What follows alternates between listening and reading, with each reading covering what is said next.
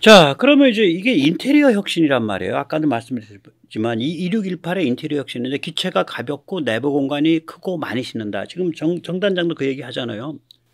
이게 21세기 이짝저짝, 그러니까 2000년 이짝저짝 들어서 소재, 제작공법 이런 게 엄청나게 혁신이 일어났단 말이에요. 그럼 소재와 제작공법이 달라지니까 기체 구조역학이 완전히 바뀌죠.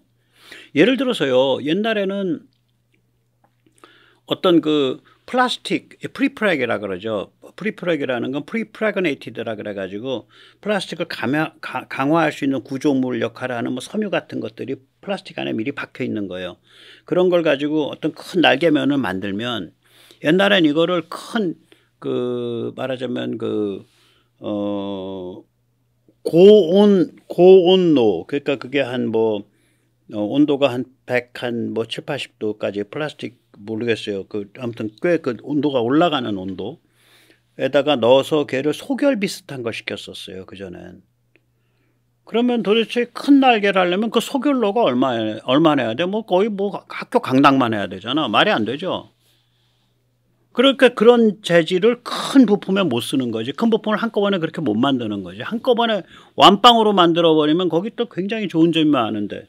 근데 예를 들어서 그런 것들을 대충 성형을 한 다음에 그 소결을 하는 대신에 비닐백 집어넣고 비닐백에서 진공으로 뽑아버린 다음에 그걸 한 90도 정도에서 둔다. 그럼 비닐이 90도에서는 안 녹으니까.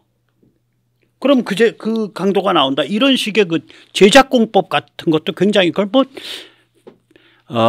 바이닐백 온리인가에서 VBO인가 뭐 그렇게 얘기를 해요. 뭐 그런 비슷한 것들이 무지하게 많이 이제 각 분야에서 다 일어났다고요. 그러니까 이제 구조역학, 구조 분석 개념이 달라지는 거지.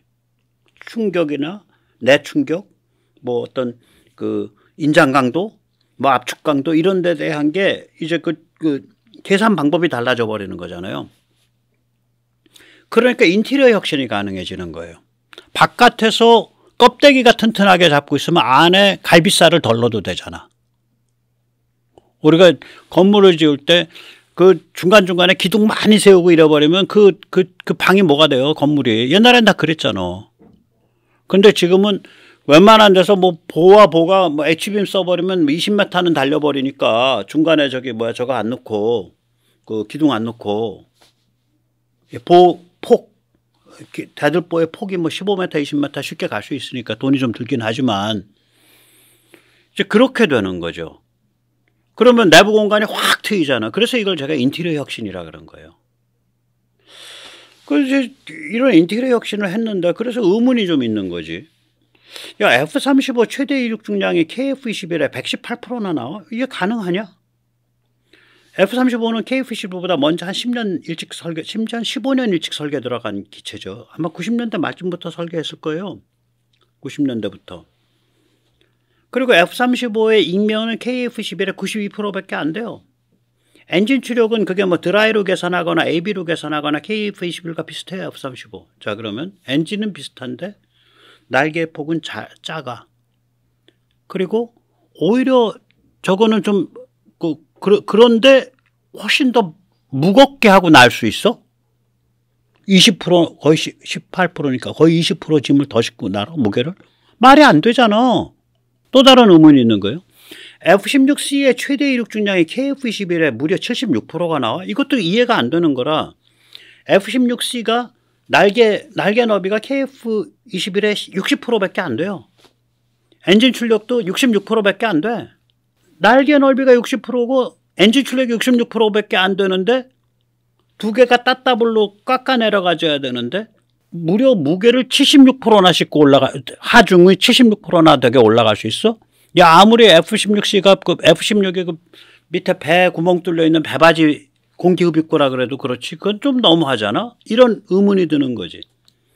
그래서 제가 코어라 같은데 미국 사이트 이렇게 돌아다녀 보면 그런 얘기들이 가끔 나와요. 이 최대 이륙 중량이라고 알려진 건 브로셔상의 숫자고 실제로는 80%밖에 안 된다, 거기에. 저는 이 정보가 맞다고 생각해요. 이제 이때부터 이제 제가 KF-11이 얼마나 좋은 비행기라는 걸 말씀드리는 거예요. 한국은요, 방사청이나 카이나 전부 이제 카이는 방사청 말 들어야 되니까 브로셔 값을 실제보다 낮춥니다. 한국은. 그 조금 이따 다른 예 들어드릴게요. 그래서 한국 KF11은 발표된 55,997이라는 최대 이륙 중량을 고스란히 쓰고 브로셔 값을 쓰고 미국 거를 80%까지 낮추면 너무 짜게 봐주는 것 같아서 83% 브로셔에서 83%로 하고 조정 수치를 넣어봤어. 지금 우리가 짐 많이 싣는다 그런 F-15만 딱 가지고 얘기할게요. 그러면 최대 이륙 중량과 공중량 사이, 공중량은 뭐 속일 수 없는 거니까 그 사이에 그 중량 마진이죠. 중량 마진을 가지고 이걸 나눠서 내부 연료랑 연료하고 내부든 외부든 연료랑 무장을 하는 거예요. 중량 마진이 F-15가 그렇게 높질 않아요. 32,630밖에 안 돼. 이거 F-15 EX입니다, 지금. F-15 그 옛날 거 아니에요. F-15 EX 최신형.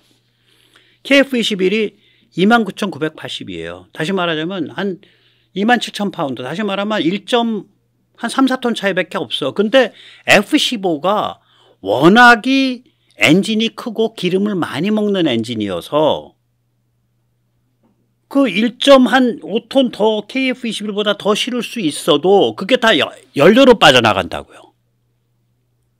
그래서 저는 F-15의 무장이 KF-21보다 그렇게 높지 않을 거라고 봐요. 심지어 작을 수도 있다고 봐요. 조건에 따라서 장거리를 가야 된다 이러면 작을 수가 있어요. F-15 무지하게 연료를 떼야 되기 때문에. 여기서 당연히 F-35보다는 KF-21이 한 2톤 정도, 한 2,000파운드 이상, 2,500파운드 정도 더 중량 마진이 있고요. F-22가 이게 참 왜 일찍 퇴역하는지 이걸 보면 아는데 그 집채만한 몸체인데도 불구하고 KF-21보다 무려 4,000파운드가 작습니다. 중량 마진이. 쓸모가 없는 거지. 몸체가 크고 엔진이 크니까 연료만 해도 어마무시하게 실어야 되는데 실을 수 있는 중량 마진이 꼴랑 KF-21에 불과 한 그거에 대비해서 1.8톤밖에 안 되니까 뭐 해볼 도리가 없는 거죠. F-22가. 그래서 F-22가 일찍 퇴역하는 거예요. 이게 왜 이런 일이 발생하냐면 건물이 200평짜리를 지었는데 200평짜리 안에 내부 안에 기둥이 한 20개 박혀보세요. 그럼 그 공간 뭐 했으냐? 아무것도 못 써요. 혹은 거기에다가 뭐 닥트가 이만하게 지나가는 거야. 엔진이 크니까 닥트도 크지. 공기 닥트. 그래서 이게 KF-21이 인테리어 혁명이라니까요. 계집과 하수도가 기막히게 만난 거예요, 이게. 예, 그렇습니다. 네. 자, 한국에서 이게 얼마나 그 브로셔 숫자를 짜게 쓰는지 이게 대표적인 케이스가 이 속도입니다. 실제보다 짜게 쓰는 거예요. 당연히 써야 될 숫자보다도 짜게 쓴 거야. KF-21의 최대 속도는 마하 1.8 아닙니다. 마하 2.2입니다. 이거 자꾸 말씀드리는데 미국식 마하는 뭐냐면 15,000m, 5만 피트 고공에서의 속도를 고공 음속, 그 고공에서의 음속 279m/s로 나눈 거예요. 맞지? 고공에서의 속도를 고공 음속으로 나누는 게 맞죠. 그래서 F-22는 그 고공에서 2,414km, 시속 2,414km를 가는데 얘를 마하 2.4라고 부르는 이유가 음속을 279m/s로 한 거예요. 계산기 갖고 두들겨 보세요. 2,414 나누기 3,600 나누기 279 하면 2.4 나옵니다. 그러면 야 그거 아닐 거야. F-22 그 시속기를 네가 어떻게 알아? 그걸 2,414가 그건지 그렇게 나와 있고요. 고공에서의 속도라고 나와 있고요. 뿐만 아니라 다른 자료 또 뒤져보면 해수면 속도는 1,700km 정도밖에 안 돼요. 그러니까 해수면 음속 기준 마하 1.5 뭐 이렇게밖에 안 돼요. 네. 그러면 한국식 마하는 어떻게 쓰냐? KF-21 말할 때. 속도는 15,000m, 5만 피트 상공 속도예요. 2,234km 시속. 고공 속도야. 5만 피트 상공. 그런데 걔를 해수면 음속 340m/s로 나눈 거야. 이거 좀 이상하죠? 네. 그렇게 나오면 마하 1.8 나와요. 그래서 KF-21을 이건 또 미국식이 맞아. 미국식으로 바꾸면 마하 2.22 나옵니다. 이건 요격기로 충분히 좋은 비행기란 소리죠. 지금 이게 이제 여기 그래프 상이 이 그래프가 뭐냐면은 가로축은 이제 속도를 피트로 아니 저기 고도를 피트로 나타낸 거예요. 그러니까 2만 피트, 4만 피트, 6만 피트, 8만 피트, 10만 피트, 12만 피트까지. 그리고 이제 이 세로축은 뭐냐면 초당 음속을 메타로 나타낸 거예요. 그러니까 고도가 이제 네. 그러니까 고도가 0일 때 해수면일 때 음속이 340m 나오죠. 예, 그렇죠. 예. 그렇게 해서 이게 이제 그 고도가 올라가면 밀도가 낮아지니까 밀도가 낮아지면 음속이 늦어집니다. 그래서 이게 또르륵 떨어지는 거죠. 그래가지고 여기 5만 피트일 때 보면 280 근처 나오잖아요. 빨간 찍힌데 279m 정도 돼요. 5만 피트가 음속이. 그러니까 5만 피트 보통 이 전투기들이 at altitude라 그래요. 영어로는 고공에서. 그게 고공에서라는 걸 나타내는 관용구입니다. at altitude가. 그러니까 그때 그 at altitude가 보통 한 3, 4천, 15,000 이렇게 나타내요. 메타로. 그러니까 5만 피트 이짝 저짝 5만 피트 정도를 4, 5만 피트를. 그러면은 거기서 음속을 279m 정도로 계산을 한 거예요. 얘들이. 예. 그래서 마하를 계산하는 거예요. 전투기는. 미국의 전투기들은 다 그렇게 계산해요. 마하 계산할 때. 근데 한국은 방사청이 고집을 부리지. 우린 좀 못난 척 해야 돼. 우린 좀 발톱을 숨겨야 돼. 방사청이라 쓰고 발톱 숨기는 거 좋아하는 곳. 이렇게 읽으시면 됩니다. 발톱 숨기기 기관. 그래서 여기는 속도는 고공속도인데 그걸 나누는 음속값은 굉장히 높은 해수면 값을 써요. 해수면 값을. 그러니까 미국식으로 이거 환산하면 마하 2.224 뭐 이렇게 나갑니다. 예. 그래서 제가 아까 돌아가서 이 내부 공간 따질 때 KF-21이 그 최대 이륙 중량 따질 때 KF-21이 55,997이라고 말하는 거 저거 맞다. 저게 보면 저 숫자가 뭐냐면요. 내부 연료 6톤에 무장 7.7톤 하면 13.7톤 아니에요. 그걸 파운드로 바꿔갖고 위에 공중량에 더하면은 저 55997이 나옵니다. 숫자가. 딱 자기가 진짜로 할 수 있는 걸 얘기한 거예요. KF-21은. 그런데 아까도 말씀드렸지만 미국 데이터를 보다 보면 이해가 안 가. KF-21과 비교를 해보면. 얘들 최대 이륙 중량 잘못 계산한 거예요. 그러니까 부풀린 거야. 최대 이륙 중량을. 브로셔에서. 굉장히 좋은 조건으로 뭔가 최대한 좋게 해석해서. 그런 거예요. 그래서 실제 운영을 할 때는 브로셔상의 미국 비행기들은 브로셔상의 최대 이륙 중량의 한 80%까지밖에 못 간다라는 얘기가 코오라 같은 사이트에 많이 떠 있어요. 제가 한 두세 번 봤어요. 예. 자, 제가 KF-21을 주권자산이라고 부르는 2311 7가지 이유. 그러니까 이 카테고리가 4개입니다. 하나가 이제 전략적 이유가 있고, 그 다음에 기술 혁신에 관한 이유가 있고요. 그 다음에 이제 멈트 드론에 관한 이유가 있고요. 그 다음에 이제 국방 전략 혹은 국가 전략에 관한 이유가 있고, 한 가지가. 그래서 4가지 카테고리인데, 첫 번째 카테고리는 세부적으로 들어가면 2개의 이유. 두 번째 카테고리는 세부적으로 들어가면 3개의 이유. 그 다음에 한 가지 이유. 또 한 가지 이유. 세부적으로. 그래서 2, 3, 1, 1, 7가지 이유를 꼽겠습니다. 전략적 이유는 2가지죠. 우선 하나는 우리가 중국이나 또 북한에 대해서 우리가 보이스를 가지려면 함께 또 따로 자주국방을 가져야죠. 야, 니들 뭐 사고 쳐놓고 미국 아저씨들하고만 뭐 딜치면 끝난다고 생각하면서 큰 착각이야. 우리랑 따로 계산서 끊어야 돼. 그리고 말이야, 니들 그 북한 애들 특히 내세워갖고 너 중국 말이지, 뭐 천안함이나 연평 같은 거 하면 이젠 안 넘어가. 그때는 뭐 미국이 말려서 우리가 힘이 없으니까 그때 무기도 없고, 그때는 미국이 말려서 우리가 못 팼지만 이젠 그냥 팔 거야. 뭐. 그렇게 알아. 이게 이제 함께 또 따로 자주국방이죠. 그러니까 함께 또 따로 자주국방의 공중전력. 또 다른 전략적 이유는 뭐냐면 구형기종 F5 또 F16도 이제 2030년대 이렇게 30년 넘어가면 이게 이제 너무 오래돼서 썩음썩음한 게 나와요. 1980년대인가부터 들어왔으니까 전두환 대통령 때부터. 또 F15도 그렇고 그러면 이제 이걸 스무드하게 대체해서 나가야 될 거 아니에요. F15가 한 60대 그 다음에 뭐 F5 이런 쪽이 한 100대. 그래서 이게 한 300 몇 대 돼요. 예. 그래서 이걸 이제 차분하게 우리가 계속 업그레이드 해가면서 차분하게 이제 그걸 바꿔나갈 수 있잖아요. 예. 그게 이 두 가지 전략적 이유가 있고요. 이제 기술 혁신에 관해서 세 가지 이유가 있는데, 전략성 공중발사 미사일을 개발할 수가 있죠. 이건 미국이 우리한테 잘 안 팔거든요. 장거리 공대지 한 1000km, 800km 가는 거, 장거리 공대함 한 1000km 가는 거, 미국의 LRASM 같은 거, 그다음에 초음속 레이더 사냥 한 300km 바깥을 초음속으로 달려서 깨버리는 거, 미국의 아금 ER 같은 거요. 예. 그다음에 이제 보너스로 중거리, 단거리 공대공, 예, 그런 거를 우리가 이제 할 수가 있는 거죠. 예.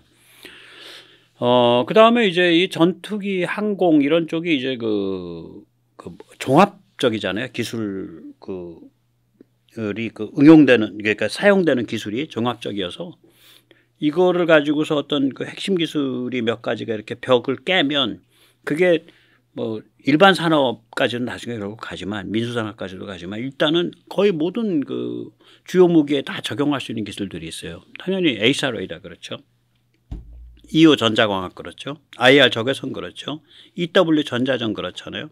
육해공 다 쓸 수 있는 기본 기술 원리거든. 심지어는 에이사로이드 기술이 늘어나면 소나 기술도 늘어나요. 소나의 그 대형 선수 소나, 그게 뭐랑 똑같으냐면요, 그 해수면 뒤지는 소나거든요. 그게 하방으로, 해수면이 아니라 그 뭐죠, 바다 밑바닥 볼 수 있는 소나인데, 대형 선수 소나, 말발굽 소나라 그러는 거.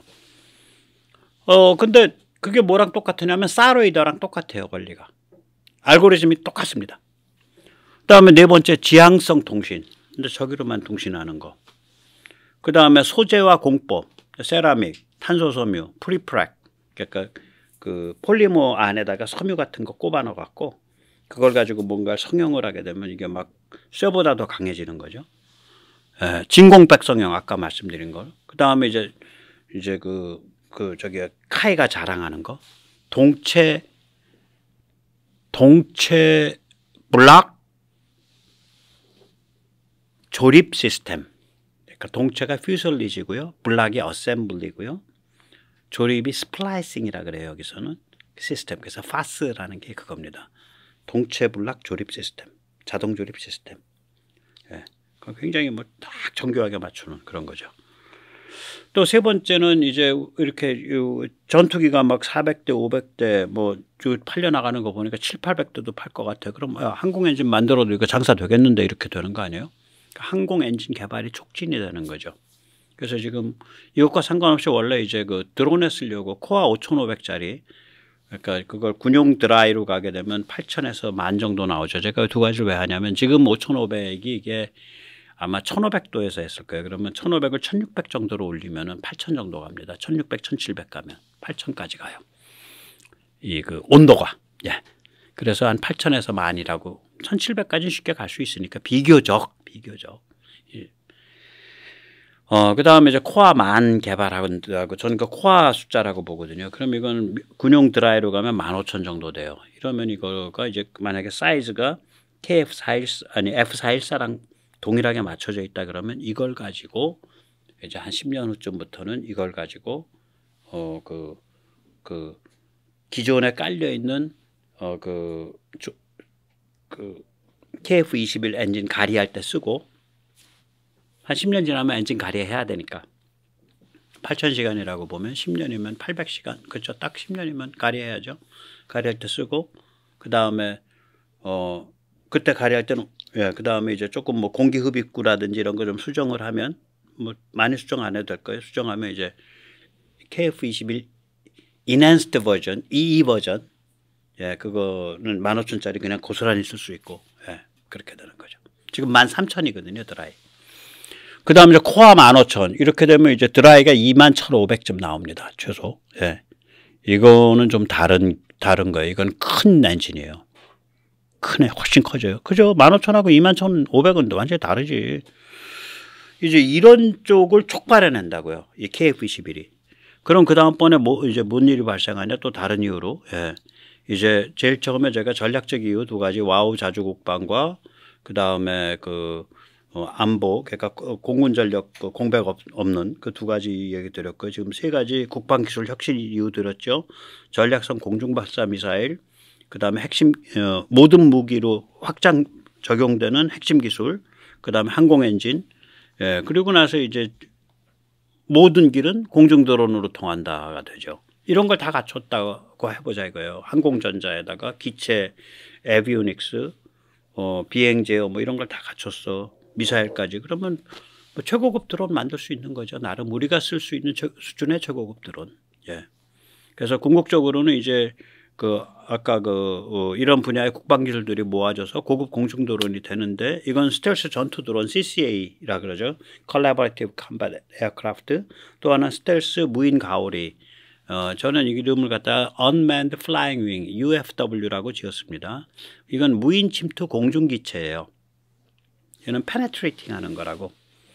서로 공중 우위를 다투는, 상대방의 방공망이 작동하는 그런 지역에 날아 들어가서 거기서 통신도 해주고 감시 정찰도 해주고 통신 중계도 해주고 뭐 이런 애거든요, 이게. 그럼 이런 게 갖춰지면은 결국 뭐냐면 서해 동중국해 제공권을 장악하거나 이 지역에서 중국에 대해서 대등해지는 그런 게임이 되는 거예요, 이게. 미래의 공군 전력이라는 건 유무인 합동이니까. 예, 그렇습니다. 그래서 이 물꼬를 이제 KF-21이 다 트고 있는 거야. 참 좋은 거죠. 참 이쁜 놈이지. 이쁜 애죠. 맨 마지막이죠. 글로벌 중추국가입니다. 아시다시피 우리가 육군 기갑이나 육군 활용 무기 세계에서 가장 잘 만드는 나라 중에 하나 아니에요. 그 다음에 뭐 사실 가성비라든지 뭐 여러 가지 배송 속도 이런 걸로 보면 1등이죠. 해군 함정 쪽도 그렇거든요. 잠수함도 그렇거든요. 공군까지 그래. 다 됐네. 아주 풀세트로 해서 밀어붙일 수가 있겠네. 그러면 이쪽에서는 중국, 북한, 러시아를 억제를 하는 거고, 우리 자체적으로는. 그리고 이런 거 만들어서 막 바깥에 팔아주고 뭐 저기 친서방 진영을 혹은 서방 진영을 강화하는 데 앞장서주고 하니까 한미동맹이 얼마나 고급져지고 또 한국 미국 사이의 관계가 얼마나 대등해지겠어요. 강화되고. 예, 그렇죠. 그리고 이제 이렇게 자유공화국들, 친서방 국가들이 무기 필요로 할 때 그냥 아주 좋은 조건에 줄 수 있으니까, 물건이 좋으니까 싸고 K무기 공급하고, 그러면 이제 그러다 보면 다 우리 혈맹이 되는 거고 우리 동맹이 되는 거고 국격이 높아지고 글로벌 영향력이 확보돼서 북한 자유화 같은 걸 얘기할 때 우리가 말빨이 쓰고 그렇게 되는 거죠. 이게 게임이 그런 게임입니다. 네. 자, 그래서 7가지 이유 짚고 났더니, 아이고, 우리 이재명 당대표님의 절친인 국방과학연구원의 김윤태 원장께서 왜 뒷다리를 그렇게 열심히 잡으시려고 했는지, 네, 참 심정이 참 이해가 되네요. 네, 김 원장님 심정을 이해합니다. 뒷다리 왜 잡으시려고 했는지. 자, 그래서 이제 살벌한 결론이 나오는 거지. 전투기 강국 코리아로 향한 문을 열고 있어요. 이게 이게 미친놈 같은 소리예요. 이게 사실은 4.5세대에서 6세대까지 유인만 14종이 나오더라고. 앞으로 20년 안에. FA-50 블락2는 제외하고. 저는 FA-50 가지고 뭐 많이 만지는 거 옛날에 생각을 했었는데, 이 내부 인테리어가 정리가 안 돼요. FA-50은. 이게 내부 인테리어가 정리돼야 됩니다. 이 비행기는 인테리어 게임이에요. 계집과 하수도가 잘 만나야 돼, 비행기는. 예. 그래서 FA-50은 손 쓰면 손해야. 적당히 해야 돼, 그냥 적당히. 예. 그래서 FA-50 블락2는 제외하고 유인이 14종이 나오고 거기서 쉽게 무인 전투기 CCA Collaborative Combat Aircraft가 3종이 나옵니다. 근데 이 전체 과정에서 보면 원판은 3종이에요. KF-21과 KF-21EE는 지금 KF-21이 원판이에요. 여기서 KF-21하고 요 아래 KF-21EE는 원판이 지금 KF-21이에요. 그 다음에 FA-XX는 이건 전혀 다른 비행기예요. 네. 이렇게 갈 거라고 저는 봐요. 왜냐면 이번에 쌍발 엔진으로 우리가 재미를 본 데다가 앞으로 국산 쌍발이어서 엔진 값이 싸거든. 그리고 엔진을 많이 팔아줘야 되거든. 그리고 쌍발을 쓰면은 기체가 좋아지거든. 이렇게 갈 거라고 봅니다.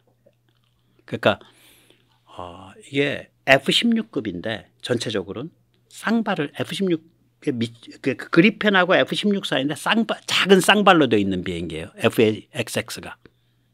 그러면 안에 연료도 많이 나올 수 있고 안에 무기도 넣을 수 있기 때문에 스텔스 무인 전투기가 나와버리는 거예요. 파생을 시키면. 그 다음에 KF-XX는 뭐냐면요. 무인 편대기와 아니 얘는 뭐냐면 F-22 몸집이에요. 중량도 F-22급이야. 옛날에 일본이요. F-22 막 나왔을 때 야, 그 우리한테 좀 팔아줘 그랬었어요. 미국이 거절해버렸다고. 그래서 일본이 그때부터 6세대를 꼬물락꼬물락 했었어요. 쪼물락쪼물락한 거예요. 6세대로 가는 그 길을. 그랬다가 요번에 이제 그게 영국과 손잡고 GCAP로 튀어나온 거예요. 근데 더 커졌지. 이게 쌍발 드라이가 43,000이에요. 이걸 좀 자세히 말씀드릴게요. 뭐 FA-50 블락2는 저 얘기 안 드리겠습니다. KF-21 이거 미니 랩터라고 부르죠. 쌍발 드라이 26,000이란 말이에요. 그래서 단좌 장거리 짐승 모드 지금 개발하고 있는 건데 얘를 좀 아낀다고 내부 공간을 6.4 입방메타를 남겨놨어요. 근데 거기에다가 이제 양산 딱 들어가면 그거 뭐에 쓰려고? 웬만큼에서 저기 연료 넣으면 4톤은 더 넣겠구만. 그럼 이제 무장은 4톤 정도 줄어들지. 그러니까 연료를 덜 채우고 무장을 7.7톤까지 올라가든지 연료를 4톤 정도 더 4톤 연료를 지금 정도로 6톤만 채우고 무장을 7.7톤까지 올라가든지 연료를 한 4톤 채워놓고 무장을 한 3.7톤으로 낮추든지 이렇게 그렇게 가면서 쓰는 거죠. 연료 탱크하고 무기를 왔다 이렇게 그 트레이드 오프 서로 이렇게 상각시켜 가면서 쓰는 거죠. 네. 그게 단좌 장거리 짐승 모드고요. 복좌 장거리 짐승 모드도 있겠죠. 근데 여기서는 이제 훈련용이고 혹은 여기서도 뭐 여기 근데 전자전기나 드론 지휘기를 하려면 이게 스텔스 모드가 좋을 거예요. 복좌 스텔스 모드. 단좌 스텔스 모드도 있을 거고. 예. 그래서 이런 것들이 한 4종류 나오는 거죠. 예. 단장짐, 단스, 복장짐, 복스. 예. 이거 뭐 전자전기냐 뭐 드론 지휘기냐 이건 특수 응용이니까 기종에는 안 넣었어요. 그 바로 이어지니까 제가 KF-21EE를 쓸게요. 제가 이름을 그냥 붙여본 겁니다. 이거는 미니 랩터고요. 지금 똑같아요. 근데 쌍발 드라이가 이게 추력이 한 3만 정도로 올라선 거예요. 그러니까 15, 6% 올라선 거죠. 추력이. 그래서 이게 공기 흡입구가 달라질 수 있어요. 기체가 조금 수정될 수 있어요. 그러나 기본적으로는 KF-21 원판에 속한다고 봅니다. 원판 소스가 같다고 봅니다. 여기서도 4종류 나오는 거예요. 그 다음에 이제 FA-XX를 설명을 드릴게요. 이거는 미니 KF-21로 생각하시면 돼요. KF-21을 이렇게 쭉 줄인 거. 그러니까 우리가 KF-21 싹 줄여가면 굉장히 줄이면 뭐가 되면 일본의 신신 시험 기체가 돼요. 그게 KF-21랑 비슷해요. 생긴 게. 네. F-22랑 비슷해요. 걔가. 얘도 그럴 거예요. 그거보단 크겠죠. 체급은 얘는 뭐가 되냐면은 쌍발 드라이 18,000이 되니까 이게 17,000 정도가 F-16C의 체급이거든요. 걔랑 같은 거예요. 체급이. F-16과. 예. 이거는 둘만 하면 되겠지. 단좌 이거 가지고 뭐 비행기가 작은데 이거 복잡 뭐하래요. 단좌 장거리 짐승, 단좌 스텔스. 근데 이게 기본 형상이 랩터 형상이니까 얘가 미니 KF-21이니까 이걸 가지고 스텔스 무인기를 만들 수 있잖아. 근데 얘가 18,000이잖아. 그래서 제가 CCA 18K라 그런 거예요. K는 그때는 킬로 0 빵빵빵 3개. 여기서 그게 나와요. 무인 편대기가 하나 나와요. 여기서. 이게 왜 그러냐면 무인 편대기, 무인 전투기는요. 수출이 불가능해요. 이게 MTCR 체제 때문에. 그러니까 유인 전투기의 파생형으로 만들어야 투자와 비용을 감당해요. 반면에 스텔스 무인 가오리는 정찰 전용으로 바꾸면 요번에 우리가 무아브가 그렇잖아요. 정찰 전용 바꿔서 수출할 수 있거든. 정찰 전용으로 바꾸면 그러니까 무장 능력을 없애버리는 거죠. 아주 제한적으로 하고 정찰 전용으로 파생시키면 수출이 가능해요. 예, 그렇습니다. 그다음에 이제 KF-XX 얘는 이제 무시무시하네요. 우리가 이제 국산 엔진을 개발할 때 맨 마지막에 코아 15,000이잖아요. 코아 15,000이면 군용 드라이 때 21,500이 나옵니다. 걔를 쌍발을 채우면 43,000이 나와요. 쌍발 드라이 43,000. 쌍발 드라이 43,000이면 이게 F22의 드라이랑 같아요. 그러니까 얘가 엔진 파워가 F22급이야. 그럼 당연히 몸집도 F22급이 되죠. 근데 F22는 인테리어가 정리가 안 돼 있어. 그건 뭐 1980년대부터 디자인한 거라 옛날 방식이에요. 그러면 몸집 F22의 내부가 싹 인테리어를 딱 계집과 하수도가 만나가지고 싹 정리를 해버리면 이게 무시무시한 놈 나와요. 그렇습니다. 거기 네 개 나오는 거지. 예, 짐승으로 단좌 장거리 짐승, 복좌 장거리 짐승 나오고요. 단좌 스텔스 나오고 복좌 스텔스 나오고. 자, 이 정도 판차려 놓으면 세계 시장 먹어요, 안 먹어요? 크게 먹고 들어가죠. 특히 짐승 모드 쪽은 다 먹어요. 미국 짐승 모드 앞으로 안 만듭니다. 네. 경쟁력이 없으니까 안 만드는 거예요. 한국 같은 놈들이 튀어나오고 있어서. 그럼 결론은 뭐냐? 유인 전투기는 2618, 26,000파운드 FA18 체급, 2618에서 432 체급까지, 43,000파운드 F22 체급까지 4560 게임으로, 45 게임으로 친서방 시장을 4.5 짐승은 독식하는 거고요. 56 스텔스는 잠식하는 거예요. 그래서 크다는 거예요. 그래서 이게 전투기 강국이 되고 4.5 짐승 같으면 이건 세계 제패한다. 그렇게 얘기하는 거죠. 한편 영국, 일본이 그러면 야 GCAP 뭐 6세대 만든다며 5세대 6세대에 해당하는 건데 이게 링 밖이에요. 제가 말씀드렸잖아요. 우리는 이거 5, 6을 가더라도 커져도 4322에 끝나요. 43,000파운드 F22급에 끝나는데 영국 GCAP가 현재까지는 6만 파운드급이에요. 드라이가. 미국 NJD가 드라이가 6만 파운드급이거든요. 6만 뭐 6천, 6만 4천 이렇게 되거든. 그러니까 그건 우리가 추구하는 5세대, 6세대 그 4322급의 과는 다른 링이야. 그런데 그런 걸 누가 사서 나가? 몇 나라 안 되잖아. 다른 나라들은 못 써. 제한된 5세대 쓰지. 4.9999. 우리는 내부적으로 5.3을 쓰고 있다 그래도 수출할 때는 4.999 정도로 수출하겠죠. 프랑스가 주도하는 FACS인가 그렇죠? 예, Future Airborne Combat System인가 뭐 FACS인가 뭐 그렇게 되는 거죠. 예. 여기 독일이 지금 이거 프랑스 독일 두 개가 주축인데 독일이 야 니들 일하는 꼴 보니까 싸가지 없어. 우리 그만두고 영국이랑 손잡을래. 작년 말에 지금 독일이 들썩들썩합니다. 지금 숄츠가. 예. 이건 이제 링에 올랐을까 말까 좀 코빼기도 안 배요. 그래서 뭐 이제 나오는 얘기는 야 지금처럼 한 2050년대 나올 똥말똥하다 뭐 이런 얘기해요. 그러니까 얘들 똑같아요. 일본, 영국도 그렇고, 그러니까 GCAP도 그렇고, FACS도 그렇고.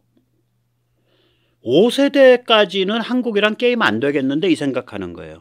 5.0 정도까지. 5.00, 5.5. 그러니까 다시 말하자면 4322급까지는 게임이 안 된다. 한국 애들이 이렇게 치고 나왔기 때문에. 4322가 안 되면 그 다음엔 60XX 게임이잖아. 그러니까 43,000파운드급까지는 한국이 들어올 것 같다라고 보는 거예요. 얘들이 지금. 그래서 우리가 43,000파운드, 뭐 45,000파운드 이하는 우리가 독식판 벌어지게 생겼어요, 지금. 두 번째 결론이 뭐냐. 근데 우리가 이제 항공 엔진이 국산화되니까 이 과정에서 세종의 수출 불가능 고급 무인 전투기가 발생되죠. 참고로 미국의 엔진 중에요. 21,000, 22,000 드라이로 할 수 있는 게 YF-23이라는 실험용 기체에서 사용됐던 GE의 엔진이 딱 고급이 하나 있습니다. 조금 크기도 작고. 근데 이제 미국이 그거 우리한테 줄지 안 줄지 모르고 우리가 가야 될 길은 드론을 보고 가기 때문에 미국이 그걸 유인 엔진기에 주든 안 주든 간에 우리는 KF-21까지를 미국 엔진 쓰고 한 10년 기다리면은 한국 엔진이 괜찮게 나올 것 같으니까 우리가 지금 가스터빈까지 만드는데 예, 그래서 이제 그 길로 가야 된다고 생각을 합니다.